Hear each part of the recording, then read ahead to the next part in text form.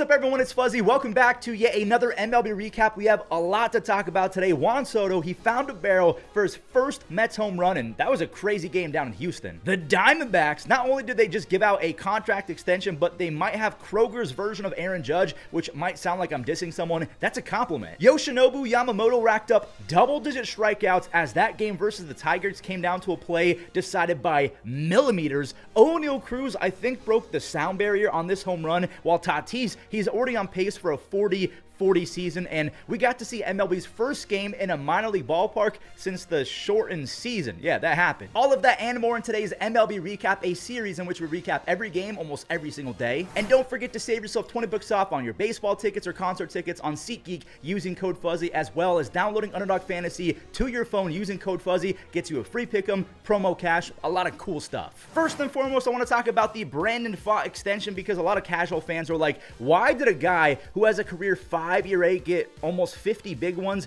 5 years, $45 million? Well, you got to look under the hood because he's 26 years old. He doesn't walk a lot of guys, and there's a fancy little stat called FIP.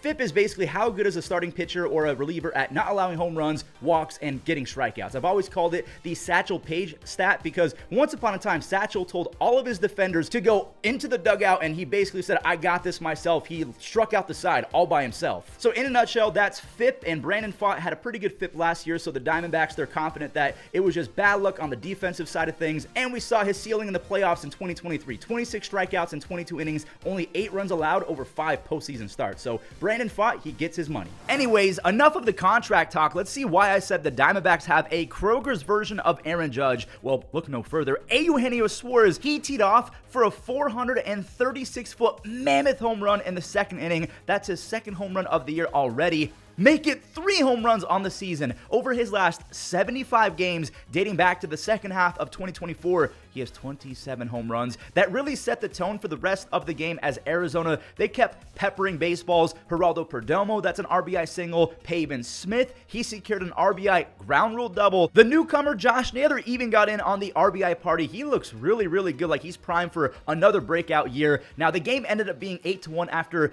the usually sure-handed and gold-gloving second baseman, I'm making up words now, Nico Hoerner, he couldn't snag that Alek Thomas line drive. Shout out to Merrill Kelly, by the way, the starter. He only had 1 strikeout, but allowed 1 run over 5 1/3, so kind of a weird start, but he gets the W. I'll show the Dodgers' crazy game after I show off this Rockies and Rays crazy game real quick, because Tampa, we all know that they don't have a stadium because theirs got ruined in the hurricane, so they're playing at the Yankees spring training complex. Rays fans, they were chanting, sell the team at Stuart Sternberg, the owner of the Rays. He was in attendance, so the Rays fan base is taking a page out of the A's fan base handbook. Ron Pepiot, he got himself in an early jam, but got out of it with a strikeout, a nasty pitch to strand runners at first and third. Kyle Freeman was nearly perfect his entire start, a nasty strikeout in the first. Then we'll get back to him in a second because it's now 1-0 Colorado. Ezequiel Tovar, he doubled 45 times last year. This is his first one. He scores Jordan Beck. It's now 2-0 Colorado off the bat of Kyle Farmer. That's an RBI sac fly. Kyle Freeland says, hey, thanks guys. I'm going to go ahead and shred now. On just 67 pitches, he went 6 scoreless, allowing just 2 base hits with 7 strikeouts. I mean, that's just disgusting stuff. It kind of sucks knowing that hindsight's 2020 because his bullpen completely botched his chance at a W. Junior Caminero, he can swing it. An 80-plus mile-per-hour swing is elite. He did that twice in this game. That double got Brandon Lowe to third. He scores easy on this Jonathan Aranda sac fly. And Jose Caballero, he came in for Josh Lowe, who earlier hurt his oblique on a swing. He was not the only guy who had to leave after getting on base and hurting his oblique on the same swing. That's in the next game. Caballero clutched up and tied it. He blooped in an RBI knock, and who the heck is this guy? Cameron with a K, Kameron Misner. He went first pitch swinging. The 27-year-old has been a power speed prospect toiling away for years now. A super cool moment for him, a walk-off home run. By the way, I do want to show Ryan Pepiot because he was disgusting. 8 strikeouts over 6, a quick little montage. Don't forget, they got this kid in the Tyler Glasnow trade, and now he literally looks like he could be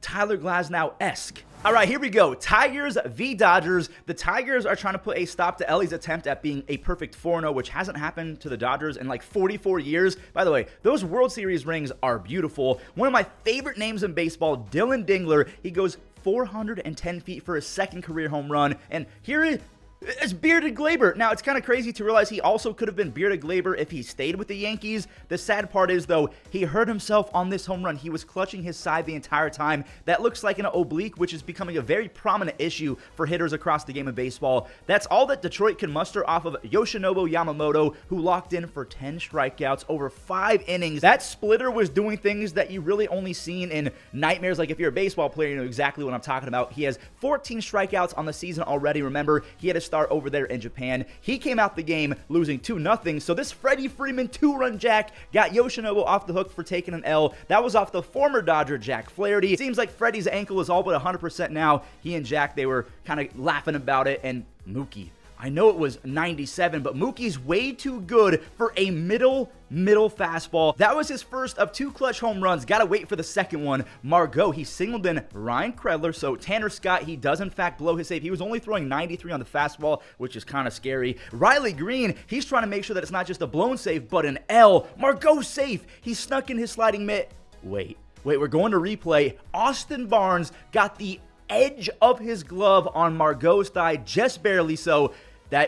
That's it. It's 4-4. Dylan Dingler's big day continued courtesy of Michael Conforto, gift wrapping him a 2 RBI triple with 2 outs. I guess that Conforto only really had one option, that was to sell out, and he just missed it. Now, his pitcher thought that he had it, so the pitcher was like, guess that's not an out. Conforto, he did make up for it. Moments later, that's an RBI double, and he had to turn on the burners as Will Smith, he chopped one through that third base shortstop gap. He scores. Will Smith ties it at 5, and Ohtani, after he got on Mookie, he hit another baseball out. A walk-off 3-run tater. The LA Dodgers are still on the road to 162.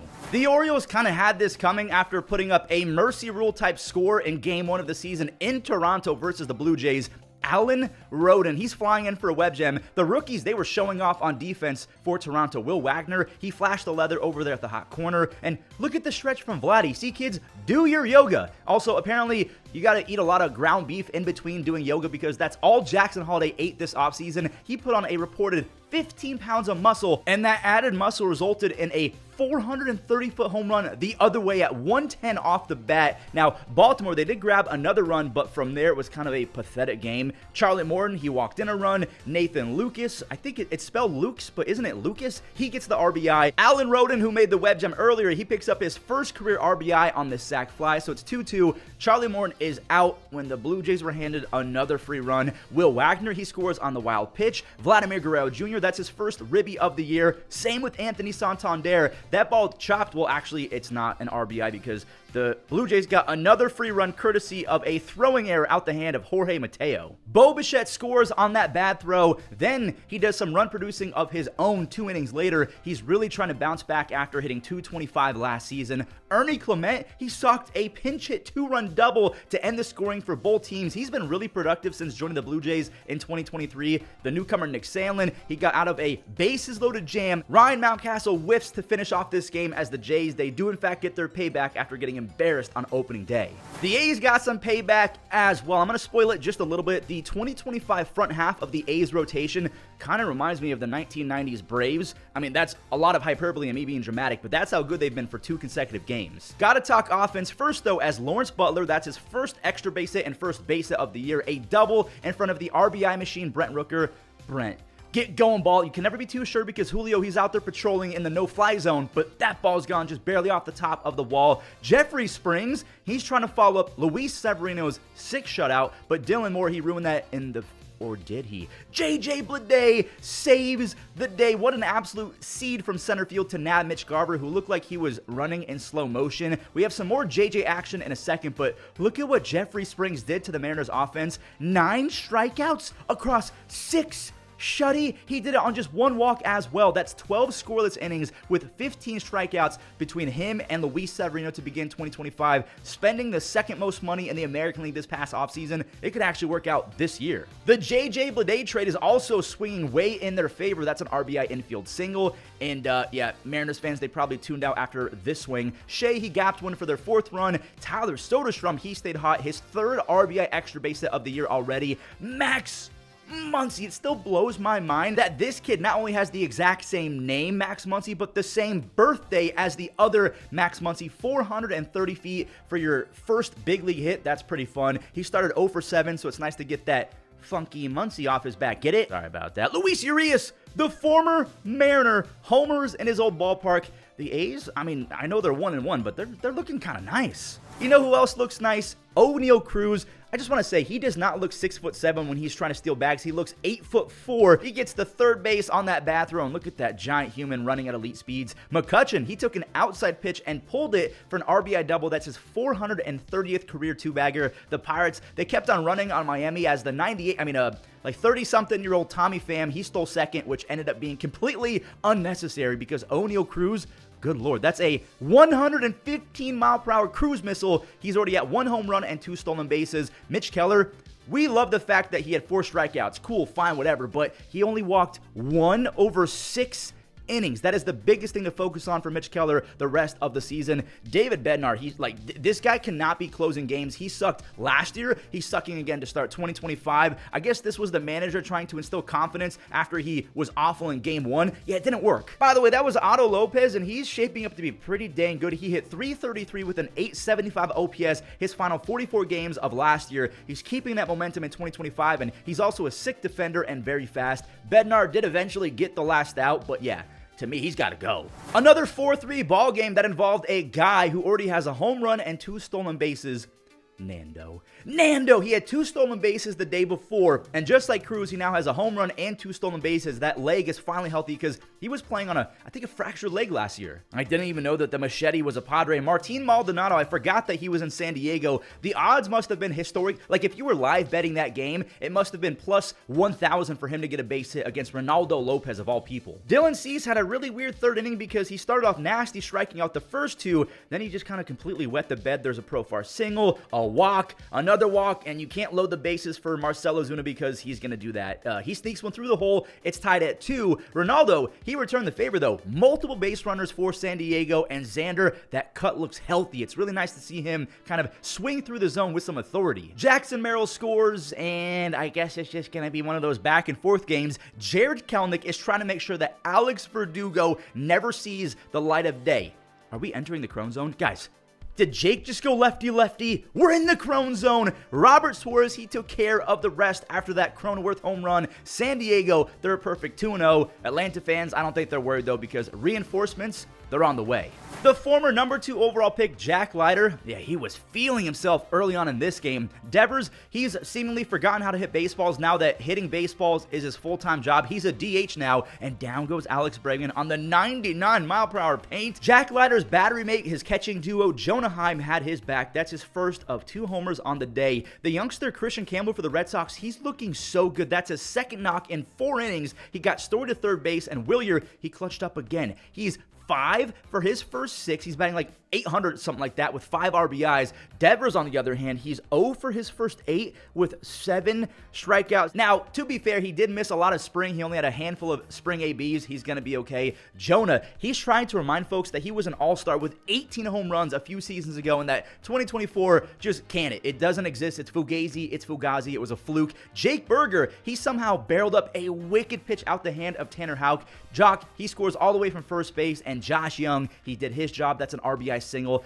It felt bigger than a 4-1 game, I'm not going to lie, but Luke Jackson, he gets his first save of the year as Jack Leiter and the Rangers get their first W's of the year. Brandon Nimmo had a very eventful second inning against the Astros. He scorched a single to left field. He then stole second base, but by the grace of the baseball gods, he was a sitting duck. He was supposed to be out, but a bad throw, maybe a bad attempt at catching it from Brendan Rodgers allows Nimmo to get in there safety. Mark Vientos, he somehow got his bat through the zone on a pitch that was like 14 million feet inside at 97 miles an hour. That was right before Jesse Winker rewarded that 6th swing with an RBI single. Lindor, he was mic'd up, so of course he got a few hot shots, and he's Lindor. He made both plays. Just kind of seems like it was the Mets' day. I mean, if Juan Soto is pimping home runs, yeah, it's probably going to go your way more often than not. Yordan Alvarez, he had a chance to tie it. It settled for a sac fly, though, and Hunter Brown, he ends his night going 6 innings with 7 strikeouts, so that kind of inspired Tyler McGill to try and go 6 as well, because he was gross the first 5, but he ran out of gas. This is getting bad. Back-to-back hits. Reed Garrett, he's got to try and save the day. He strikes out Isaac Paredes, but, I mean,